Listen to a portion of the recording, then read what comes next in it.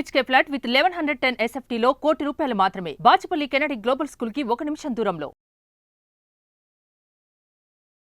నమస్తే, welcome to Suman TV. నేను విష్ణు. ప్రస్తుత పాటు సర్టిఫైడ్ ఫైనాన్షియల్ ప్లానర్ మాధవిరెడ్డి గారు వారితో మాట్లాడదాం. నమస్తే మాధవిరెడ్డి గారు. నమస్తే అండి. మాధవిరెడ్డి గారు, యాజ్ యూజువల్ గా వీకెండ్ లో అడుగు పెట్టేసాము అండ్ ఆడియన్స్ అందరూ కూడా మాధవిరెడ్డి గారి మార్కెట్ అవుట్లుక్ అప్డేట్స్ కోసం వెయిట్ చేస్తుంటారు.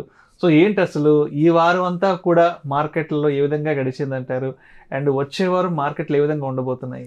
సో ఓవరాల్గా అయితే ఈ మార్కెట్ అంతా కూడా ఈ వీక్ మార్కెట్ అంతా చాలా పాజిటివ్గా వెళ్ళిందని చెప్పొచ్చు అండి. అంటే కంటిన్యూస్ 5 సెషన్స్ నుంచి మార్కెట్ చాలా పాజిటివ్గానే రోజు మనకి క్లోజ్ అవుతుంది. ఈ రోజు కూడా మనకి మార్కెట్స్ ఈ టైం మనం చూసేటప్పటికి 24,800 అబౌవ్ నిఫ్టీ అండ్ సెన్సెక్స్ కూడా 81,000 అబౌవ్ పాజిటివ్గానే మనకి క్లోజ్ అవుతుందండి. సో ఓవరాల్గా అంటే మనకి అంటే గ్లోబల్ నుంచి కూడా కొంచెం సపోర్ట్ రావడము, అలానే మనకి ఇక్కడ డొమెస్టిక్ సపోర్ట్ అయితే ఆల్వేస్ అదైతే ఉందండి. సో ఈ బోత్ మనకి చాలా ఫేవరబుల్ గా ఈ వీక్ అయితే మాత్రం అసలు ఎటువంటి నెగటివ్ లేకుండా మొత్తానికి ఈ వీక్ అయితే చాలా ఫేవరబుల్ గానే మార్కెట్స్ అయితే క్లోజ్ అయ్యండి. బట్ ఇక్కడ నుంచి మనం 25,078 అనేది మన ఆల్ టైమ్ హై నిఫ్టీకి. So we are very much near to the all time high of Nifty. 25,000 అనేది మనకి రెసిస్టెన్స్ లెవెల్స్ అనేవి మనం అక్కడే చూడొచ్చండి. 25,100 దగ్గర మనకి రెసిస్టెన్స్ లెవెల్స్ లేదు. నెక్స్ట్ లెవెల్ ఇంకా మార్కెట్ మనం చూడాలనుకుంటే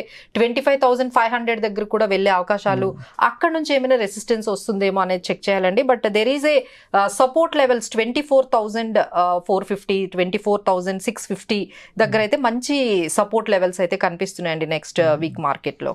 అదేవిధంగా యుఎస్ ఫెడ్ మీటింగ్ కి సంబంధించిన అప్డేట్స్ ఏంటి, ఎటువంటి అనౌన్స్మెంట్లు వచ్చాయి, ఆ ఇంపాక్ట్ ఏమన్నా మన మార్కెట్లను కదిలించిందంటారా?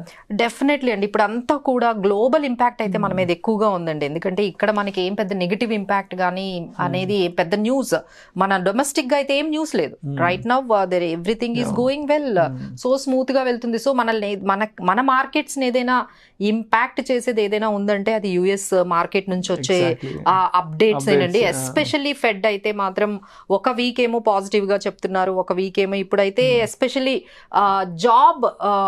జాబ్ క్లెయిమ్స్ అయితే చాలా ఎక్కువగా పెరిగాయని, తర్వాత జాబ్ మార్కెట్ అనేది కొంచెం అక్కడ స్ట్రగుల్ అవుతుంది అనే విషయం అయితే మాత్రం కన్ఫర్మ్ చేశారండి. అదైతే కన్ఫర్మ్ చేశారు. జాబ్ మార్కెట్ అయితే కాస్త డౌన్ ఉంది యుఎస్ లో, అంతవరకు అయితే కన్ఫర్మ్ అయితే మనకు వచ్చింది. సో ఇంకా ఇంట్రెస్ట్ రేట్స్ కానీ టైట్ చేస్తే ఎకానమీ చాలా ఇంకా సఫర్ అవుతుంది.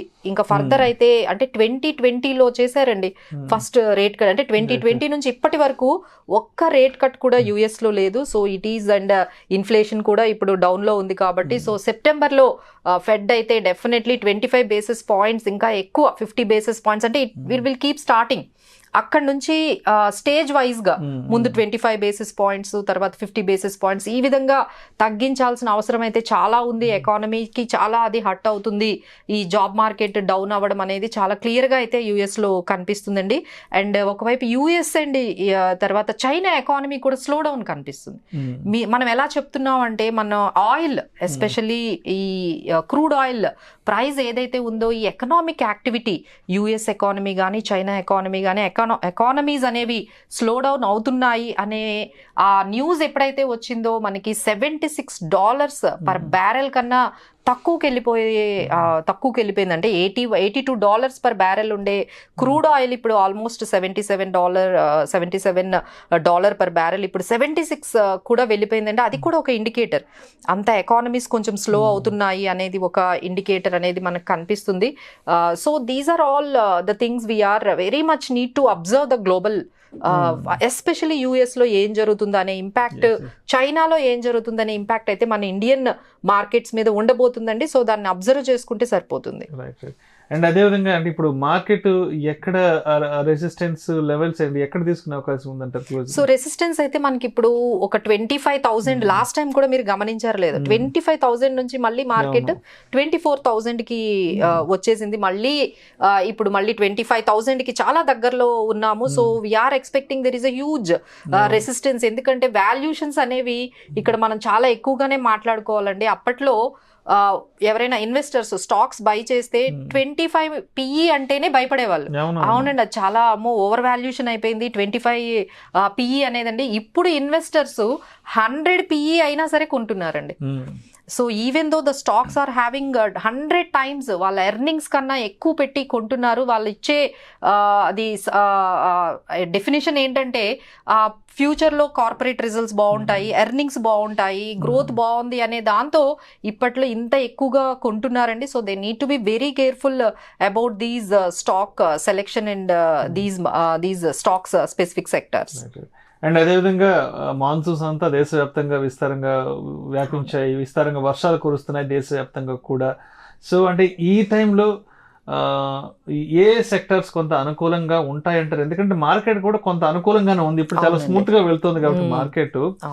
సో ఈ వీక్ లో కానీ లేదంటే ఈ మంత్ లో కానీ ఏ సెక్టార్స్ బాగా అనుకూలంగా ఉన్నాయంటారు మనం ఏదైనా చూస్ చేసుకోవడానికి? డెఫినెట్లీ అండి, కొన్ని సెక్టార్స్ ప్రాఫిట్ బుకింగ్ బాగా జరుగుతుందండి. Profit booking especially defence stocks మీరు చూస్తే చాలా వరకు ప్రాఫిట్ బుకింగ్ జరిగింది. అలానే పిఎస్యులో కూడా, పిఎస్యు బ్యాంక్స్ లో కూడా చాలా ప్రాఫిట్ బుకింగ్ జరుగుతుంది. సో ఇలాంటప్పుడు sector selection, stock specific selection అనేది చాలా ఇంపార్టెంట్ అవుతుంది.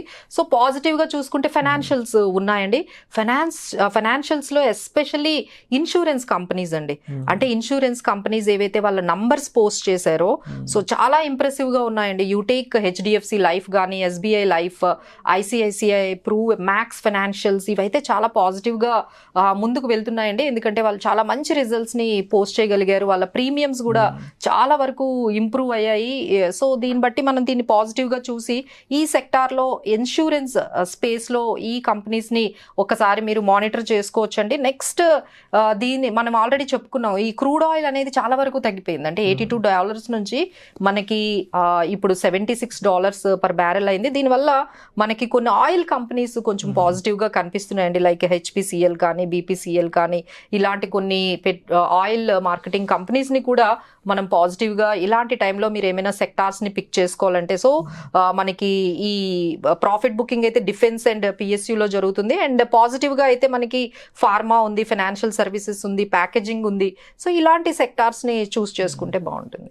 అదేవిధంగా ఈ టాక్సేషన్ కోడ్స్ కి సంబంధించి, టాక్సేషన్ యాక్ట్స్ కి సంబంధించి నిర్మలా సీతారామన్ గారు ఏదో ఒక న్యూస్ ఒకటి లీక్ చేశారు. ఏంటి అసలు, దేని గురించి అసలు? సో ఇప్పుడు ఏదైతే మనకి ఇన్కమ్ ట్యాక్స్ యాక్ట్ 1961 ఉందో అది 60 years నుంచి మనం అదే ఫాలో అవుతున్నాము. So that need to be replaced. That need to B replace to make it more easier to understand. అంటే ఆ యాక్ట్ అనేది అప్పట్లో రాసింది చాలా లీగల్ టర్మ్స్ లో చాలా టఫ్ గా ఉంది, కామన్ పర్సన్ కి అర్థం అవ్వాలి అంటే. సో ఇంకొంచెం ఈజీగా అందరూ సింప్లిఫై గా ఉండాలి అనేది ఒకటి ఇండికేషన్ ఇచ్చిందండి. తానే ఇంకొక ఇండికేషన్ కూడా ఏమి ఇచ్చారంటే 72% అందరూ కూడా అంటే ఇప్పుడు న్యూ ట్యాక్స్ రిజిమ్ కి వచ్చేసారు. సో ఇప్పుడు దీన్ని బట్టి మనకి ఇండికేషన్ ఏమవుతుందంటే ఇంకా ఫ్యూచర్లో మనకి న్యూ ట్యాక్స్ రిజిమ్ మాత్రమే ఉండొచ్చు. సో వాళ్ళు చెప్పేది ఏంటంటే ఎప్పుడైతే maximum people new tax regime కి వచ్చేస్తారో నెమ్మదిగా ఓల్డ్ ట్యాక్స్ రిజిమ్ ని, ఈ ఎగ్జంప్షన్స్ ని మొత్తం క్లోజ్ చేసి కంప్లీట్ గా మనం న్యూ ట్యాక్స్ రిజిమ్ లోకే వచ్చేసే అవకాశాలు ఉన్నాయని తను నెమ్మదిగా మనకి ఇండికేషన్ దీని ద్వారా మనకి ఇస్తున్నారని అయితే తెలుస్తుందండి. నెక్స్ట్ బిగ్గెస్ట్ న్యూస్ ఏముందంటే బజాజ్ ఫైనాన్స్ వాళ్ళు ఒక ఐపీఓకి, బిగ్ ఐపీఓకి మనకి తీసుకొస్తున్నారండి. మేబీ ఎర్లీ సెప్టెంబర్లో ఉండొచ్చు. చాలా పాజిటివ్గా అందరూ కూడా ఈ ఐపీఓ గురించి ఎదురు చూస్తున్నారు. So take these more information on these. ఈ బజాజ్ ఐపీఓ అనేది చాలా ఇంపార్టెంట్. అంటే బజాజ్ ఫైనాన్షియల్స్ సంబంధించిన ఈ ఐపీఓ వస్తుందండి. వాళ్ళవి ఆల్రెడీ మనం చూసాము, బజాజ్ ఫైనాన్స్ కానీ ఇవన్నీ చాలా సక్సెస్ఫుల్ గా వెళ్ళాయి. సో ఇప్పుడు అందరూ కూడా దీన్ని ఎదురు చూస్తున్నారు. So take some information on these. ఒకసారి దీన్ని కూడా ఫాలో చేస్తే ఈ ఇన్ఫర్మేషన్, ఈ బజాజ్ ఫైనాన్స్ ఐపీఓ కూడా చాలా ఇంట్రెస్టింగ్ న్యూస్ అండి. అండ్ అదేవిధంగా 26th మండే నుంచి మార్కెట్స్ ఏ విధంగా ఓపెన్ అయ్యే అవకాశం ఉందంటారు? నెక్స్ట్ వీక్ ఏమైనా చెప్పగలరా మార్కెట్ ప్రిడిక్షన్? సో ఇప్పుడు వరకు మార్కెట్ ఈ వీక్ అంతా అయితే మాత్రము చాలా పాజిటివ్ గా మనకి స్మూత్ గా వెళ్ళిందండి. సో నెక్స్ట్ బిగ్గెస్ట్ మనకి ఈ సెప్టెంబర్ లో ఈ ఫెడ్ మీటింగ్ నుంచి వచ్చే, యుఎస్ నుంచి వచ్చే కామెంటరీ ఎలా ఉంటుంది అంటే వాళ్ళ జాబ్ క్లెయిమ్స్ కానీ ఆ రిపోర్ట్స్ కానీ ఉన్నాయి, దాన్ని బట్టి గ్లోబల్ ఇంపాక్ట్ అనేది మన మీద ఉంటుందండి. So let's see the update from the US Fed minutes నుంచి కానీ వాళ్ళు ఇచ్చే ఆ మీటింగ్స్ నుంచి వచ్చే ఆ అప్డేట్స్ కానీ మన మార్కెట్ని అయితే చాలా వరకు ప్రభావితం చేస్తాయి. బట్ స్టిల్ అండి ఇక్కడైతే మనకి ఎవ్రీ డిప్లో కూడా ఆపర్చునిటీగా మన ఇన్వెస్టర్స్ తీసుకొని ఎంటర్ అవుతున్నారు. బట్ అలానే ప్రాఫిట్ బుకింగ్ కూడా కొన్ని కంపెనీస్లో జరుగుతుంది. చాలా జాగ్రత్తగా ఎంట్రీ తీసుకునేటప్పుడు మీరు ఆ స్టాక్ స్పెసిఫిక్గా మీరు ఆ పీఈస్ అవన్నీ కూడా చెక్ చేసుకొని ఫండమెంటల్గా స్ట్రాంగ్గా అండ్ ఆ సెక్టార్లో గ్రోత్ చూసుకొని మనం కొంచెం ఇన్వెస్ట్ చేస్తే బాగుంటుందండి. అంటే it is need not to be always follow the Nifty. ఒక మార్కెట్ ఇండెక్స్ ని ఫాలో అవ్వకుండా మనం ఏ సెక్టార్స్ ని తీసుకుంటున్నాము, మనం బై చేస్తున్న స్టాక్ అనేది ఎంత వాల్యుయేషన్ లో మనం కొంటున్నాము, ఈ మ్యాటర్ మీద ఎక్కువగా మనం ఫోకస్ చేయాలండి.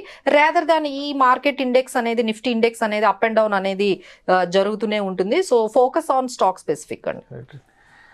Thank you so much Madhavi Reddy గారు. Thank you. ఈ వారం అంతా మార్కెట్లో ఏం జరిగింది, వచ్చే వారం మార్కెట్లో ఏం జరగబోతోంది అనే కంప్లీట్ మార్కెట్ అవుట్లుక్ అంతా కూడా మన ప్రేక్షకులకు మీ అనాలిసిస్ ద్వారా చాలా చక్కగా తెలియజేశారు. Thank you so much madam. Thank you.